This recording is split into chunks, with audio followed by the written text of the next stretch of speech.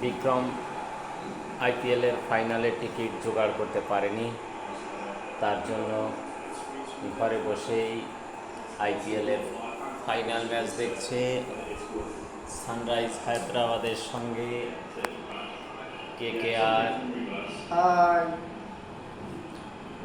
KKR টসে জিতে প্রথমে ব্যাট করেছিল। কেকেআর টসে হেরে গিয়েছিল। সানরাইজ হায়দ্রাবাদ প্রথমে টসে জিতেছিল। টসে জিতে তারা 18 ওভার 3 বলে 113 রানে অল আউট হয়ে গিয়েছে। বিক্রম হয়তো তৃতীয়বারের মতো আনন্দ করবে, কেকেআর ম্যাচে জয়লাভ করবে, এটা এক প্রকার নিশ্চিত। কেকেআর 102 রান 2 উইকেট 8.5 ওভার শেষ হয়েছে। জয়ের জন্য আর 12 রানের প্রয়োজন।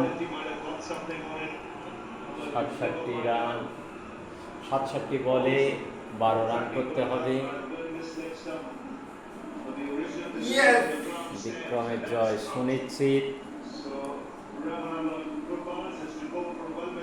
মাঠে বসে খেলা দেখতে পারলে বিক্রম হয়তো আরো বেশি আনন্দ পেত, কিন্তু সে আনন্দ থেকে বিক্রম বঞ্চিত।